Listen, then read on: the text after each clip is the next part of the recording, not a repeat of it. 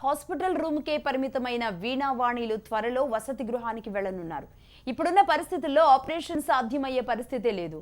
టీనేజ్కు వచ్చిన వీణావాణిల భవిష్యత్తును దృష్టిలో పెట్టుకుని నీలోఫర్ నుంచి వసతి గృహాల్లోకి షిఫ్ట్ చేసేందుకు అధికారులు కసరత్తులు చేస్తున్నారు.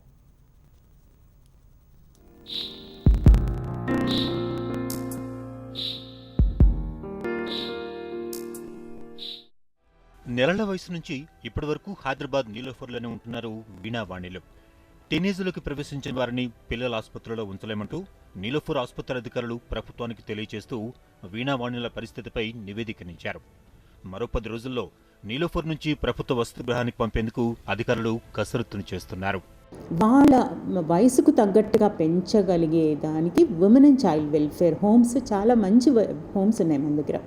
సో హోమ్స్కి షిఫ్ట్ చేద్దామనే డెసిషన్ గవర్నమెంట్ తీసుకుంది. ఏ వసతి గృహానికి పంపించాలన్న దానిపై తర్జన భర్జన పడుతున్నారు. వారి తల్లిదండ్రులను సంప్రదించి వరంగల్ దగ్గరలో ఉన్న ప్రభుత్వ మహిళా వసతి గృహానికి పంపించాలని ఆలోచనను అధికారులు చేస్తున్నారు. ప్రభుత్వానికి దత్తపుత్రికలుగా ఉన్న వీణావాణిలను వసతి గృహానికి పంపించినా కూడా వారి బాధ్యతలను ప్రభుత్వమే భరించనుంది. ప్రభుత్వము, state medical and health department, women and child welfare department, మా గైనకాలజిస్టులు కానీ పీడియాట్రిషియన్స్ కానీ ఏ అవసరం ఉన్నా కూడా మేము ఉన్నాం. మా పిల్లలిద్దరికి వాళ్ళని పంపించేసి మేము అమ్మయ్య వెళ్ళిపోయారని అనుకునే ప్రసక్తి లేదు. అంత అటాచ్ అయిపోయారు అందరూ కూడా ఆ పిల్లలతో. వసతి గృహానికి పంపించిన తర్వాత వారు వృత్తి నైపుణ్యం కోర్సులు చదివేలా అధికారులు ప్లాన్ చేస్తున్నారు. వీణావాణిల ఆపరేషన్పై దేశ విదేశాలకు చెందిన వైద్య నిపుణులను ప్రభుత్వం సంప్రదిస్తూనే ఉంది.